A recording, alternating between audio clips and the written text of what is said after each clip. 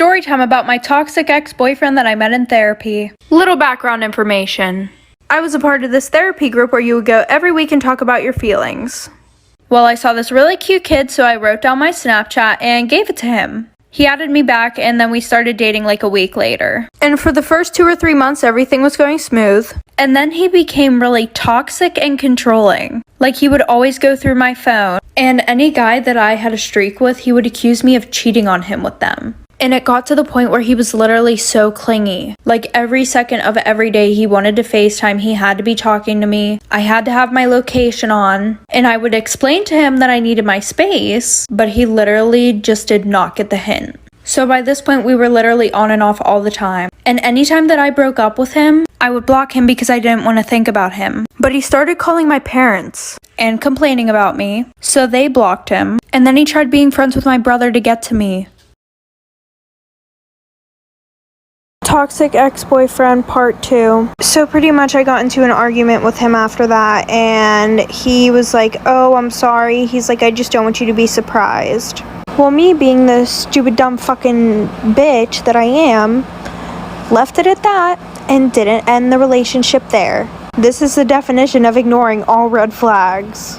So I started to wonder who all these ex-girlfriends were, and since I wasn't from around where he lived, I had to do a whole fucking FBI investigation to find at least one of these exes. She was like, oh, he literally does that to every girl. And then told me all the tea about how her and all of his 9 exes were actually best friends, and that he was the one who actually cheated on all of them with each other. And she goes, I didn't even know you guys were dating. He never told anybody up here. Because he was hooking up with other bitches up there. I ended up breaking up with him, but ladies, take notes. This is a red flag.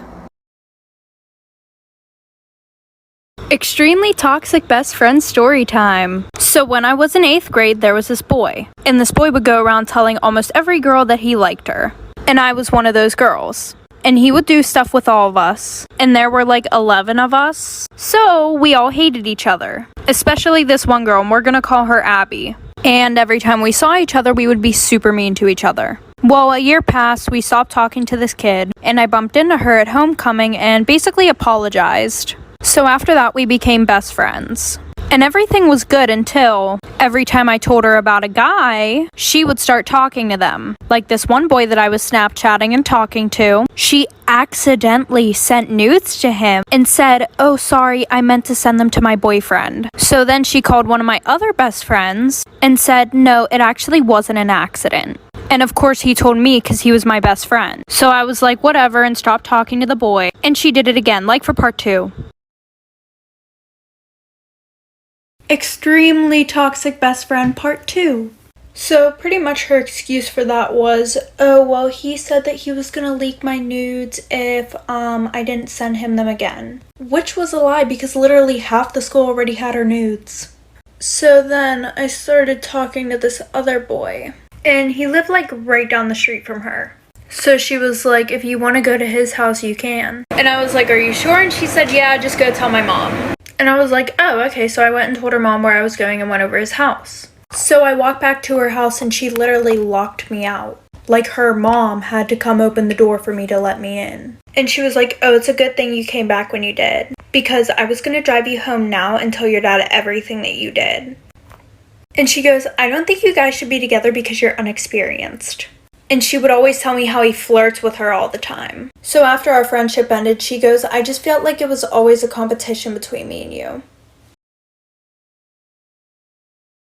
Story time about how my best friend got with my boyfriend. Whenever I was in 6th grade, my mom had put me in this summer camp. And that's where I met my best friend, Jenna. Well, any boys that I liked at summer camp, Jenna would try and go after them. So fast forward, Jenna and I never went to the same school, which was so nice because I could literally tell her about any guy that I liked and she would not know who the hell it was. Okay guys, real quick before we continue with this story time. Today's story time is sponsored by my favorite investing app called Public. With the app Public, I always know which stocks are trending and what my friends and other awesome people are investing in. So make sure to go click the link in my bio to start investing with as little as $1. Okay guys, back to the story. Well, I decided to invite her to my school's football game, the one that my boyfriend was going to be playing at. So I'm getting ready at my house and we're about to go pick her up. And she tells me that she's going to wear one of her dad's Hawaiian button-up shirts and some jean shorts. So I decided to wear the same thing because I didn't want her to feel uncomfortable because she never met anybody at my school before. Like for part 2. Story time about how my best friend got with my boyfriend part 2. Real quick, sorry this part is really late. TikTok would not let me post this video at all. So I pick her up and she's wearing a completely different outfit than what she told me she was wearing. And the whole time we were at the game, she was bothering me about who my boyfriend was. And because I knew she was a hoe, I definitely did not tell her who it was. Well, the one week I couldn't make it to one of my boyfriend's football games, and Jenna just decided to show up to my school's football games even though she didn't even fucking go there. Well, the one night she met my boyfriend. She texted me about it that night saying, oh, he's super cute, da-da-da-da-da. I asked my boyfriend what he thought of her, and he said that she was weird and she was hitting on all of his friends. So I thought I didn't have to worry about them getting together, right? Wrong. He had invited me to this party and said that I could bring her, so I decided why not give her the benefit of the doubt. Jenna and I had planned on leaving that night because my mom couldn't pick us up in the morning. Well, Jenna ended up spending the night, and I went back there in the morning, and there were hickeys all over my boyfriend's neck.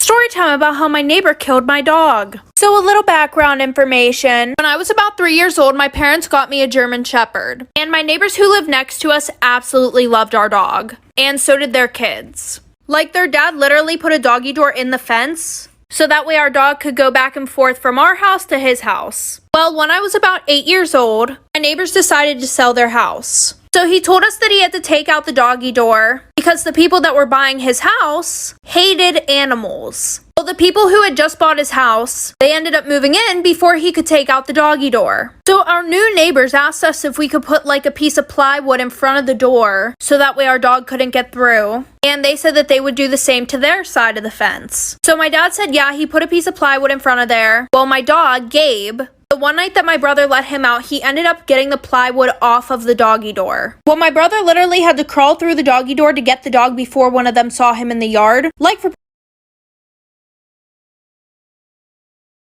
part 2 about how my neighbors killed my dog. So like I said, my brother let the dog out and my dog got the piece of plywood off of the door. And my brother had to crawl through the doggy door to get my dog out of our neighbor's yard so that way our neighbors wouldn't wake up and know that he got through. But whenever my brother went to go get Gabe, he realized that my neighbors didn't even have a piece of plywood on their side of the fence or anything. So my brother told my dad, and my dad went over there the next day to talk to them. And he pretty much said, I'm not going to have a piece of fucking plywood on my side of the fence if you're not going to be doing anything on yours to prevent my dog from going into your yard. And they were like, oh, well, your old neighbors never took out the doggy door. And my dad was like, that's not our fucking fault. Well, then our new neighbors said, if your dog all of a sudden becomes sick or just does not come back, don't be surprised. My dad decided to replace the door himself. Well, once Gabe realized that the doggy door was gone, when we would let him outside, he would literally just sit there and bark at the fence. Well, 2 weeks later, Gabe ended up passing away, and we found out it's because our neighbors were giving him rat poison.